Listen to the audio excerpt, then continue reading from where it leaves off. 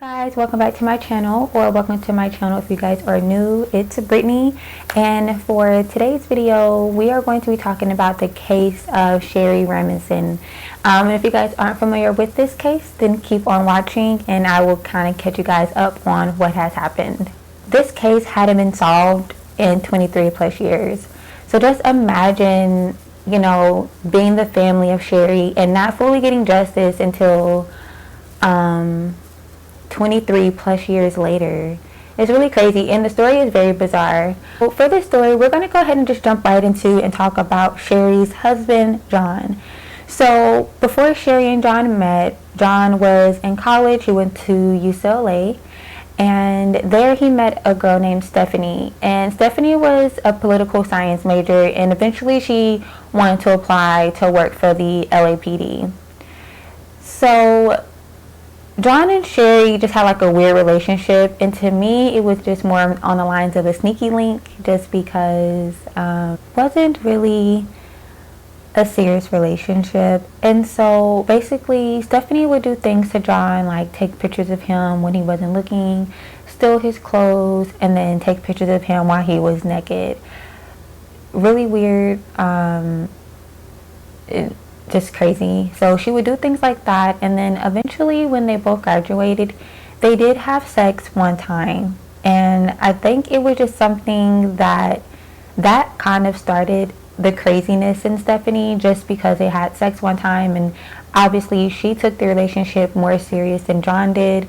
John just kind of looked at it as like, I think he cared about Stephanie, but it just wasn't that serious enough for him to actually make anything official with her. So some time went on. He ended up meeting Sherri. I'm not quite sure how John and Sherri met, but they eventually met. They obviously hit it off really great, and John and Sherri got engaged. So for John's 25th birthday party, which is so weird, so for John's 25th birthday party, Stephanie threw him a surprise birthday party. Now, I don't know why she felt compelled to throw John a birthday party, but Stephanie threw John a surprise birthday party. And so at the birthday party, Stephanie just kind of got word that John was engaged and that John was in love with another woman.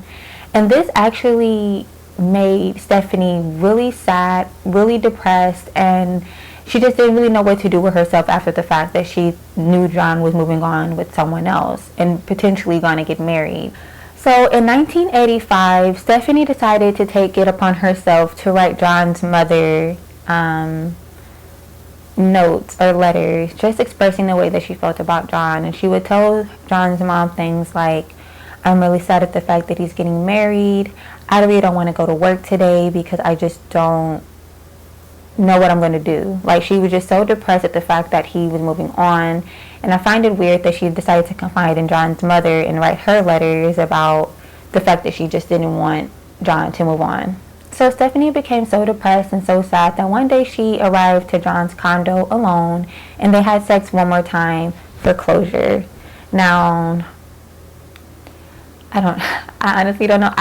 This is why my assumption is that this whole thing was just like a sneaky link, and she was just someone that he just wanted to sleep with, because, I mean, obviously men ain't shit. That's just the reality. The fact that he was engaged to Sherri and still had sex with Stephanie, he just, listen, that's a whole nother story. But the fact that that's all he had was sex, and I think that's all it was for John, but for Stephanie it was just way more than that, and her feelings were way too involved in their relationship.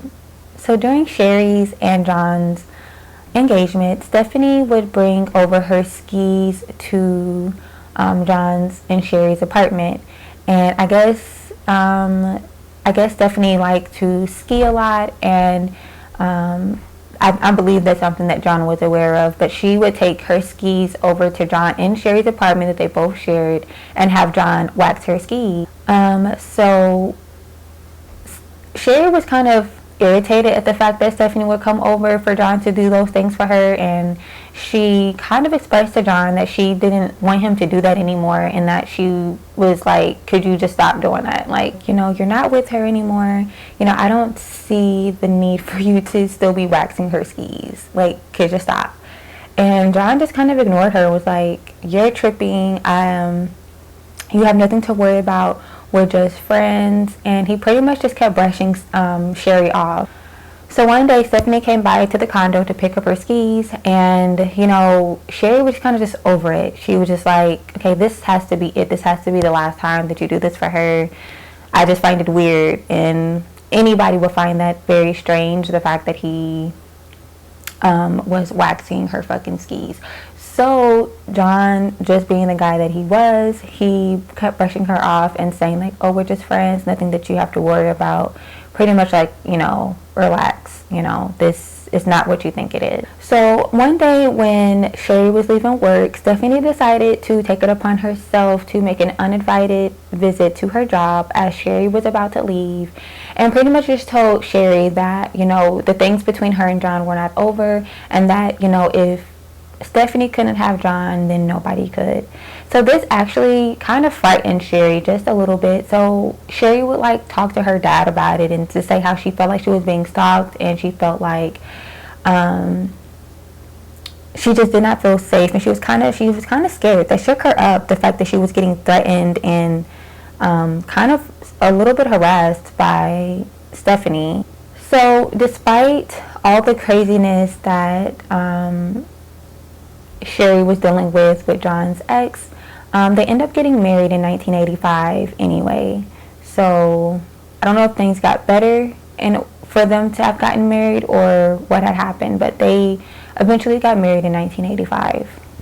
So on the morning of February 24th, 1986, Sherri and John were in their home. John was getting ready to leave for work that day, and Sherri kind of wanted to call in sick.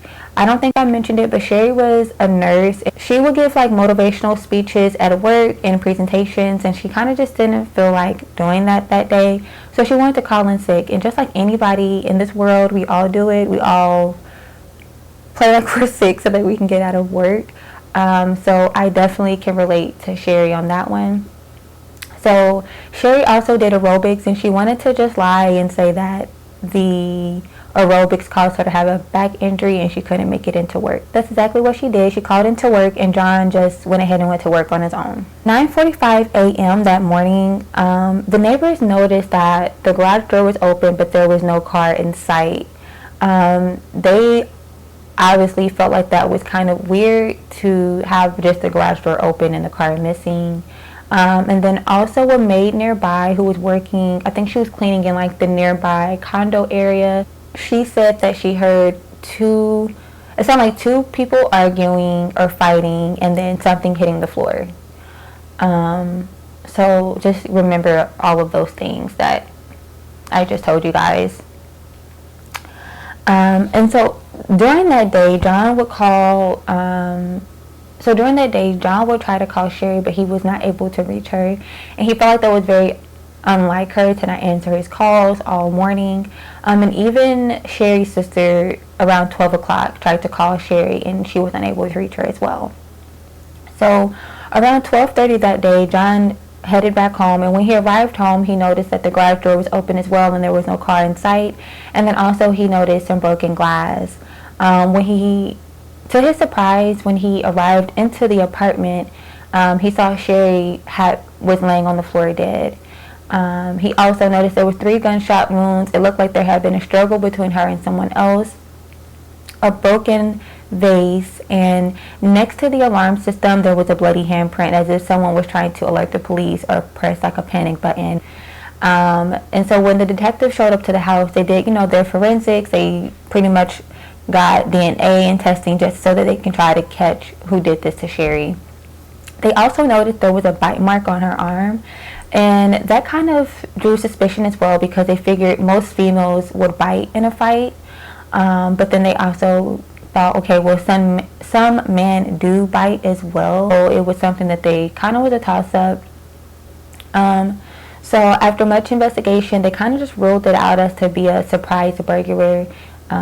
that entered into Sherri's home unexpected and killed her that day. They kind of thought John had something to do with it, but after his grieving, they quickly ruled that out and decided, like, obviously this guy did not do this to his own wife.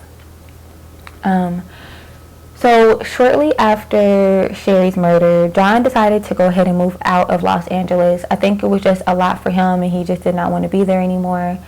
So he did move away from LA. And as for Stephanie, Stephanie was, like I mentioned, she was going to apply to work for the LAPD, and she was a Los Angeles police officer. And so she went on to she was living her best life. She had all these awards and medals for, like, best detective, best police officer. Like, she was moving on with her life. She also met a man. I believe they got married and they adopted a child. So she pretty much just moved on with her life after the murder of Sherri. So in the late 1990s, DNA testing became more prominent. So it was something that, you know, back then, I guess, DNA testing was horrible, and it was really hard to catch people's suspects and their killers back in those times. And I guess in the late 1990s, things got a lot better, and they were able to do a lot more digging and a lot more testing to try to catch the killer of Sherri. But it wasn't until 2004 that they brought on an investigator. Her name was Jennifer Francis. And when I tell you Jennifer Francis got to the bottom of things, honey, she was not playing around. So she wanted to test the swab of the bite mark. So initially when Sherri got bit, they took a swab of the bite mark to test the saliva. And this whole time they thought that the bite mark came from a man because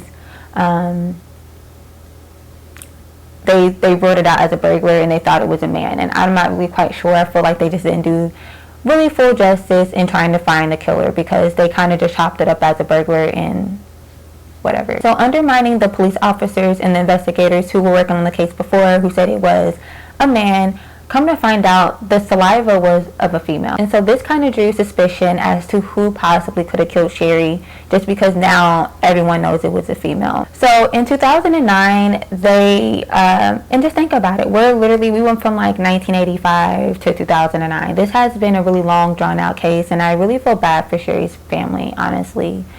But so in 2009, they stumbled upon some journals of Stephanie just talking about her obsession with John, and that kind of drew suspicion to the detectives as well, because they just thought that it was so weird how she was so obsessed with him.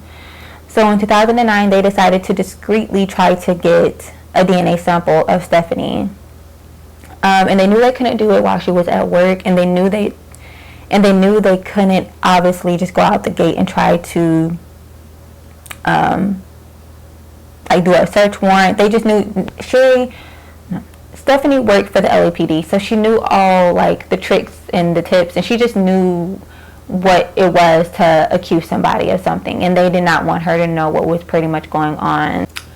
So they discreetly took a sample of her DNA. She was off duty and she was drinking out of a cup, and when she tossed the cup, one of the detectives grabbed it and swabbed the saliva from the cup. To their surprise, the saliva matched the saliva from her cup to the saliva of the bite mark. 2012, I'm not quite sure why it took so long. I think she just had to go to trial. But in 2012, Stephanie was convicted of first-degree murder, and she was sentenced to 27 years to life in prison. And as for John did eventually remarry, so I'm really happy that he decided to move on and kind of get some closure from the situation.